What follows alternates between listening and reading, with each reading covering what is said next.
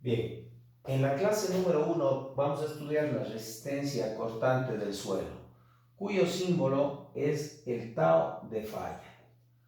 Para ello, para calcular el tau de falla, vamos a ver dos criterios. Un criterio de falla de Mohr-Coulomb y un criterio de falla de Terzaghi. Bien, la resistencia cortante del suelo es muy importante estudiar para poder modelar ciertos capítulos que vamos a ver en suelos 2, como un primer capítulo que sería de estabilidad de taludes, un segundo capítulo que vamos a ver de empuje lateral de tierra y un tercer capítulo que vamos a ver de cimentaciones. Bien, ¿por qué es importante calcular la resistencia cortante del suelo? Porque el suelo se defiende, para no caerse un talud, se defiende con su resistencia cortante. El suelo se defiende para no empujar al muro de contención tanto con la resistencia cortante, y el suelo se defiende en una cimentación para resistir la cimentación con su resistencia cortante. Como ven en estas gráficas de aquí, si yo tengo un talud, ese talud se cae, de acuerdo ya cuando estudiamos estabilidad de taludes, si se cae se va a romper con una superficie de falla circular. Bien, esta masa de aquí se va a caer, su movimiento va a ser hacia abajo, ¿no es cierto? Pero el suelo, para no caerse, para impedir que este se caiga, siempre se va a estar defendiendo con su resistencia cortante, con el tau de falla, con el tau de falla, con el tau de falla. Bien, en el empuje lateral de tierras, si es que yo tengo mi muro de contención, un muro de contención que retiene una masa de suelo, bien, va a haber una cierta masa de suelo que se rompe y esa es la que retiene el muro de contención. Entonces se genera por aquí una superficie de falla y esta sería la masa de suelo que se cae, ¿no es cierto? Si el movimiento de este suelo es en este sentido, el muro se vuelca hacia adelante, precisamente se va a defender con la resistencia cortante, que sería esto de aquí. Y necesito calcular este tau de falla para poder ver el empuje lateral de tierra. En las cimentaciones, si yo tengo un cimiento, tengo la superficie del terreno, tengo por aquí un cimiento al cual le bajan cargas de la superestructura, le baja una carga vertical N', un empuje horizontal que sería por sismo o por viento H', y un momento M'. Bien, a causa de estas cargas, el cimiento este se va a mover hacia abajo. Bien, si él se mueve hacia abajo, el suelo por debajo del cimiento se va a romper, va a presentar una superficie de falla o rotura, que sería más o menos así. Bien. Y precisamente el suelo se defendería con su resistencia cortante. Bien. Y necesito evidentemente calcular el tau de falla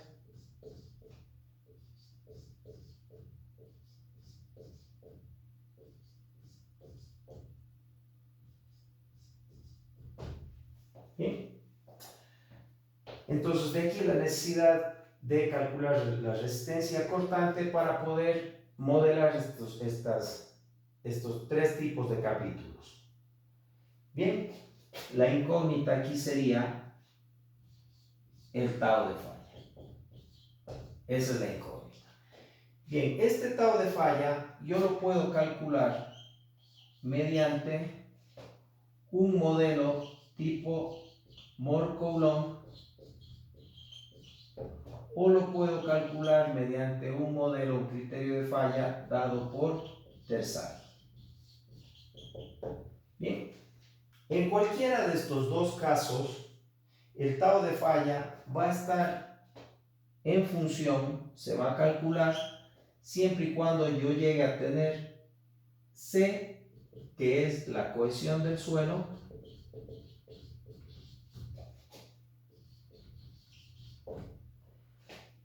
y phi, que sería el ángulo de fricción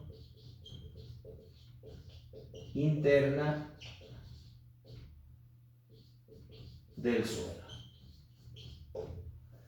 Bien, C y phi. Y a la larga, C y phi serían parámetros de resistencia acortante del suelo. Bien, yo tengo que calcular esto en laboratorio emulando el corte que se me genera en campo en el suelo. Bien, para yo calcular este C y phi, yo tengo dos ensayos.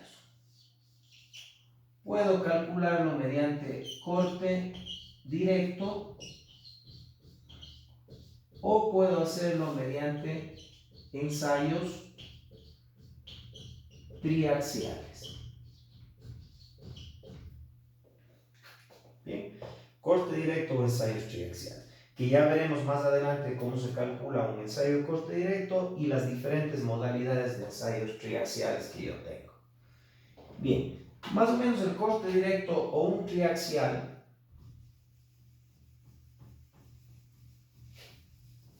se basan en esto.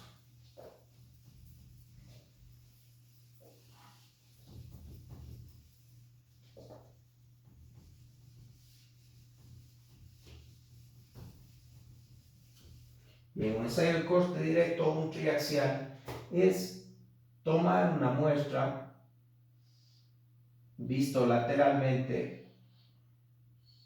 Tengo por aquí un anillo de un ensayo de corte directo, supongamos, por aquí.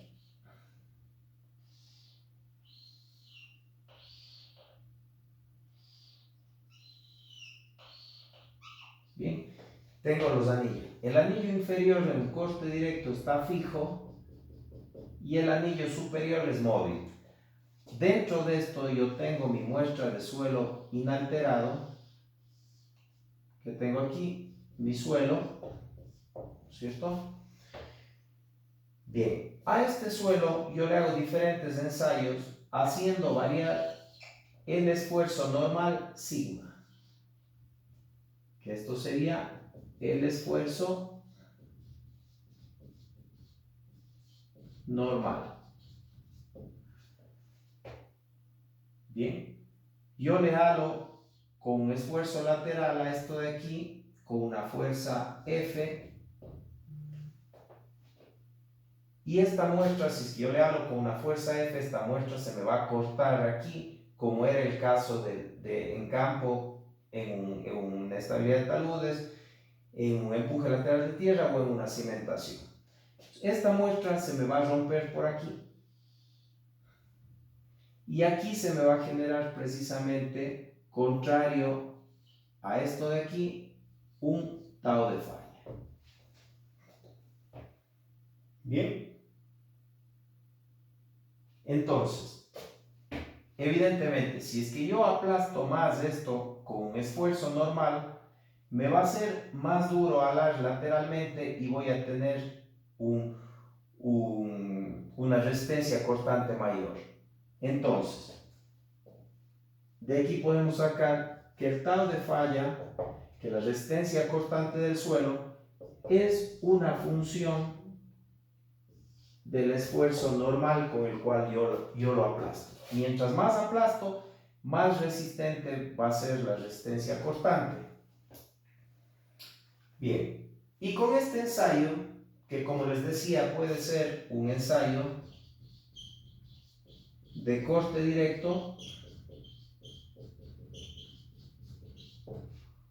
o puede ser un ensayo triaxial,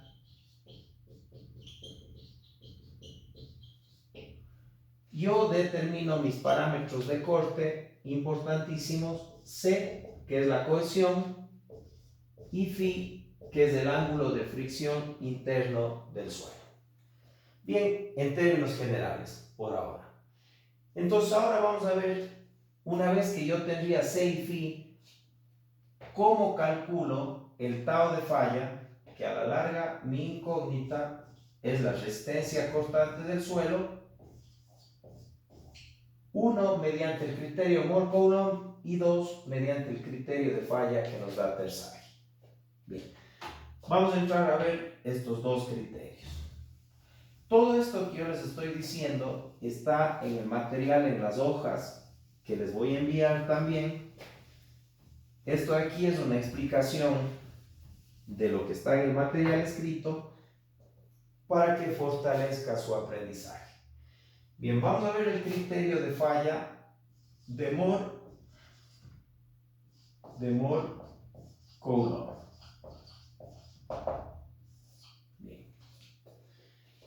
Mohr-Coulomb en un ensayo triaxial o lo que ustedes gusten. Si yo tengo un ensayo triaxial, yo tengo que ver cómo varía mi esfuerzo tangencial en kilopascales versus el esfuerzo normal sigma en kilopascales. Para ello yo tengo que llevar la rotura 3 muestras. Rompo una primera muestra, tres muestras inalteradas. Rompo la primera muestra y se me va a formar un círculo de falla más o menos así. El esfuerzo menor que tiene esta muestra número 1 va a ser, siempre se llama sigma 3, esto sería de la muestra 1. El esfuerzo mayor sería sigma 1 de la muestra 1. Y más o menos sería así. Rompo una segunda muestra incrementando el esfuerzo normal.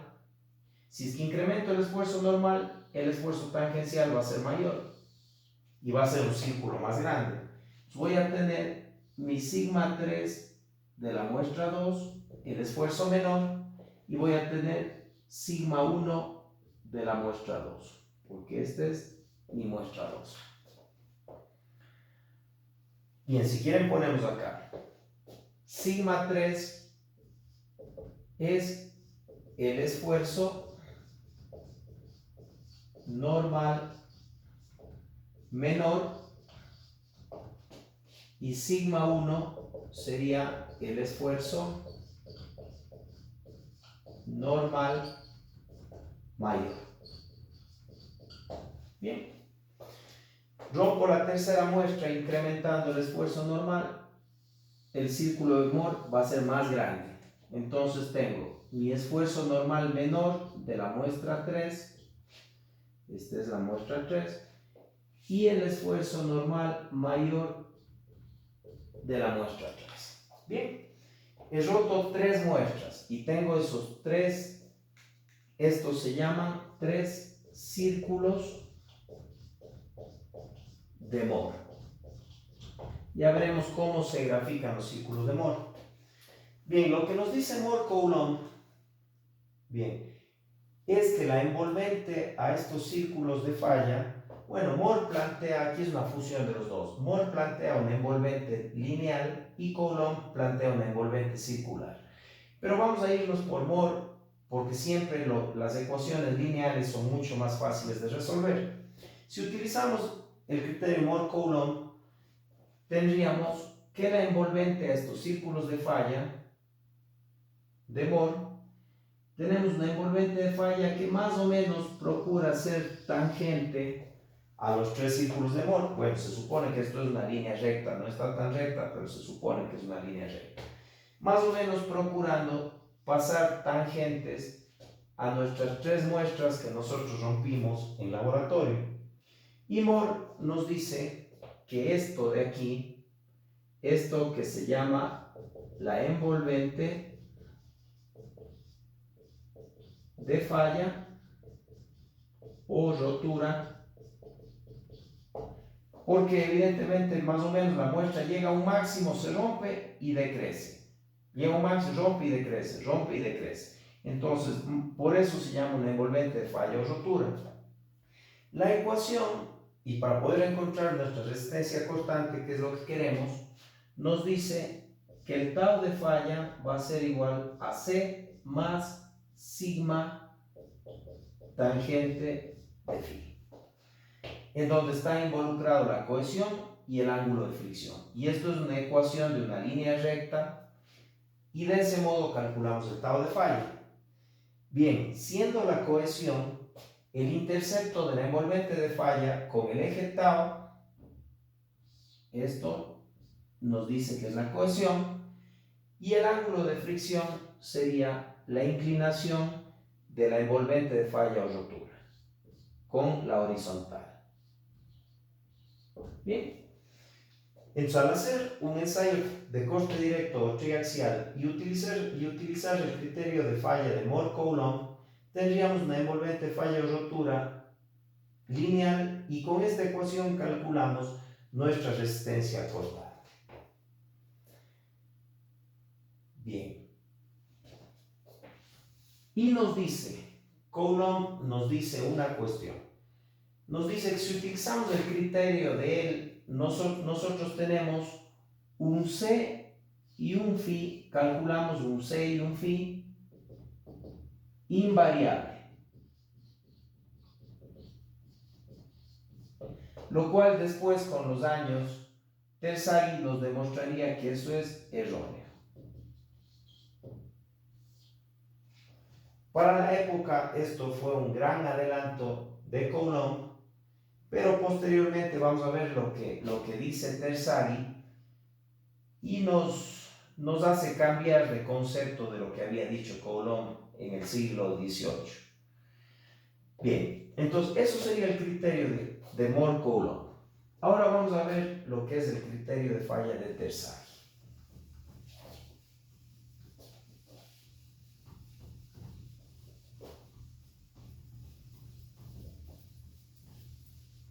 Bien, vamos a ver el criterio de falla que nos dice Terzaghi. Bien.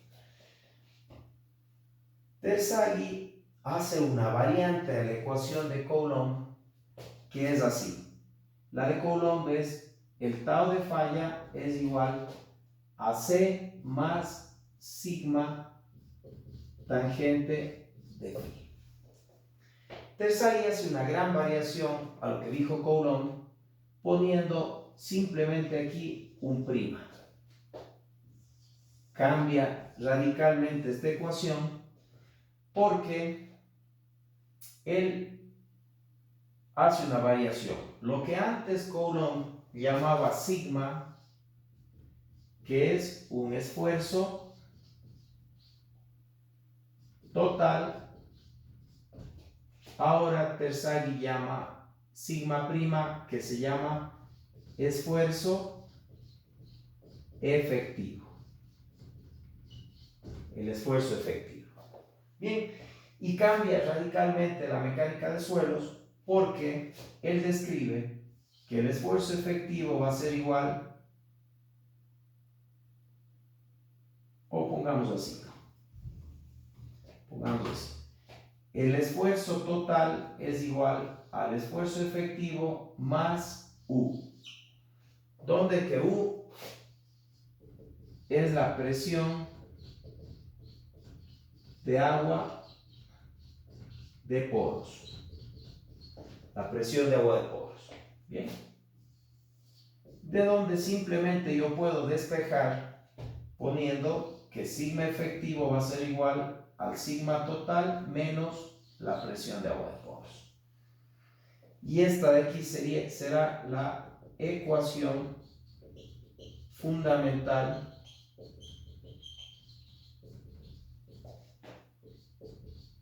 de la mecánica de suelos saturada de Terzaghi. Bien, ¿qué es lo que nosotros estudiamos en el Ecuador, en nuestros medios? La mecánica de suelos saturada de Terzaghi. ¿Qué quiere decir la mecánica de suelos saturada de Terzaghi? Todos los ensayos que nosotros hacemos triaxiales o de corte directo, utilizamos muestras saturadas. ¿Qué es la palabra saturada? Saturada es que en esa muestra el volumen de aire es igual a cero. Entonces, todos los huecos de aire del suelo van a estar rellenos con agua. El suelo tiene 0% de aire. En esas condiciones, que es la más vulnerable del suelo, nosotros hacemos los ensayos y estamos cumpliendo la mecánica de suelo saturada de Terzaghi. Bien, entonces ya no es tan fácil como tomar un esfuerzo total, sino ahora dice Terzaghi que es un esfuerzo efectivo y que ese esfuerzo efectivo depende de un parámetro que se llama la presión de agua de poros.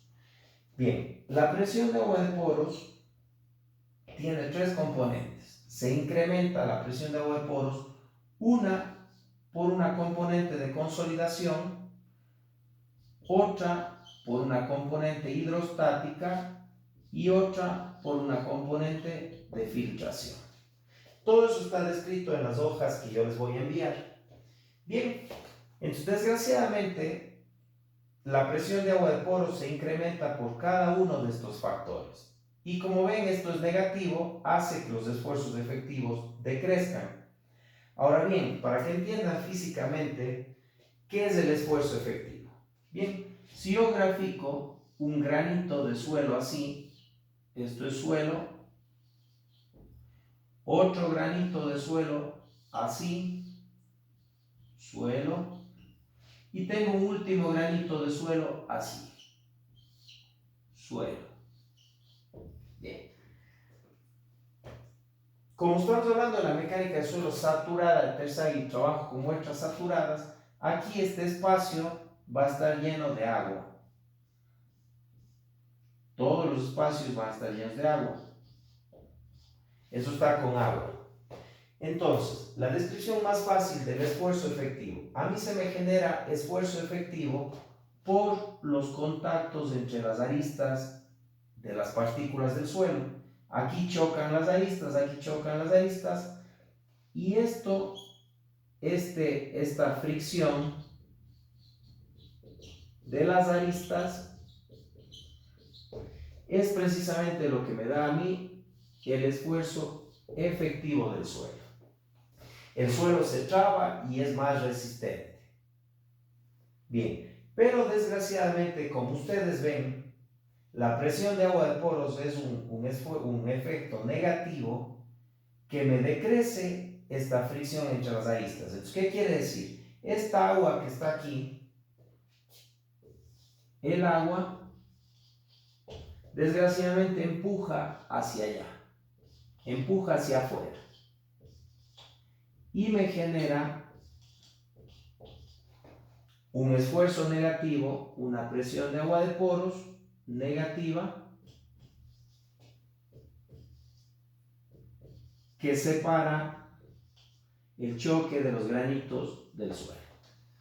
Fíjense entonces, y esta presión de agua se incrementa, una, por la componente de consolidación. Cuando el suelo se consolida, esto adquiere más presión y empuja hacia afuera los granos de suelo. Otra por la componente hidrostática que está descrito en las hojas de ustedes. Una componente hidrostática se me genera por un nivel estático de agua, agua sin movimiento, me genera una presión hidrostática. Esa presión hidrostática empuja hacia afuera y hace que estos granitos se separen. Y una última, una componente de filtración, cuando el agua aparte de estar estática, encima hay un flujo, se mueve el agua con una velocidad, eso hace que más se separen los granitos estos de aquí. Fíjense, diseñar un talud en donde yo tengo agua, bueno, donde el suelo se está consolidando, se está asentando. Tengo más presión de agua de poros. Donde encima tengo agua estática, también tengo más presión de agua de poros. Y donde para colmo el agua tanto se llenó que empieza a fluir, el flujo de esa agua va a incrementar más esta presión de agua de poros. Si se incrementa esto, decrece el esfuerzo efectivo, y si decrece el esfuerzo efectivo que aquí está multiplicando, decrece la resistencia cortante. Entonces, como ven, ya mi resistencia cortante ya no solo es función de la cohesión y del ángulo de fricción, sino es función del esfuerzo efectivo, que está influenciado por esto, la presión de agua de poros del suelo. Que esto precisamente es un efecto negativo. Por eso es que cuando en época de lluvias, época de invierno, precisamente se caen los taludes, en época de invierno se caen los muros de contención, en época de invierno fracasan los cimientos de las casas, es por este efecto de aquí. Se me incrementa la presión de agua de poros, decrece el esfuerzo efectivo y por ende decrece la resistencia cortante del suelo. Entonces, como ven, Terzaghi hace un gran cambio referente a lo que dijo Coulomb.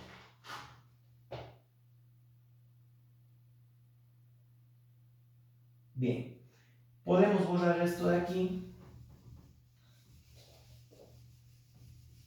para no hacer tan largos los videos, porque obviamente hay que enviar por WhatsApp.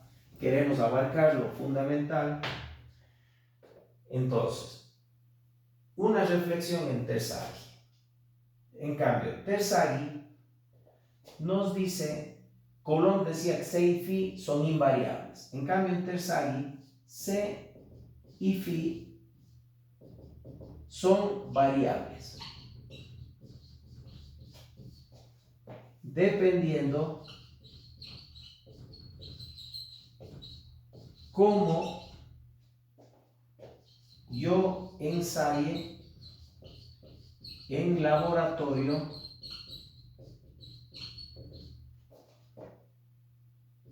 la muestra.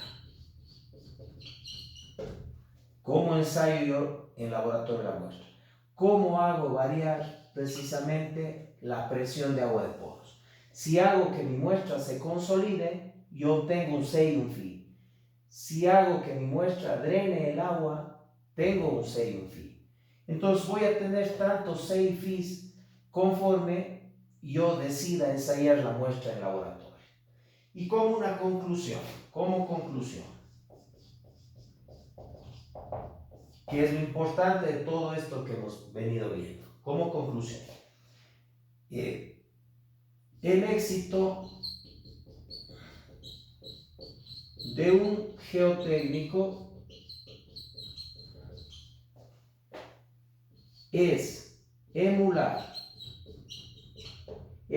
o repetir las condiciones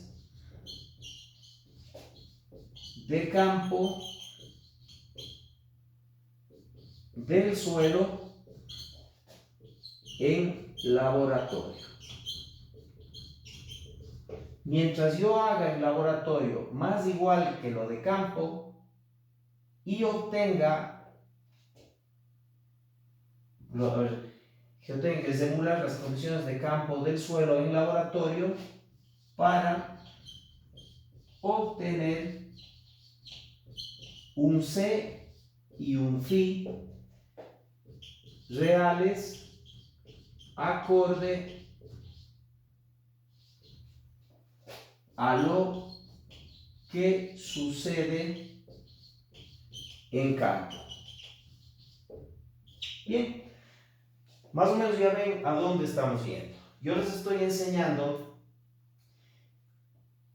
con qué modelos, si hacer por Mohr-Coulomb, hacer por Terzaghi, a fin de yo determinar mi C y mi Φ que se parezcan a las condiciones de campo para poder yo llegar a determinar la resistencia a cortante del suelo, que es mi incómodo. De eso depende que el modelo de ustedes sea más o menos exitoso, que ustedes emulen en el laboratorio las condiciones de campo que tiene el suelo. Bien, con eso culminamos la clase 1. Yo les voy a enviar el video, tienen también un apoyo digital escrito y con eso pueden complementar su estudio. Bueno.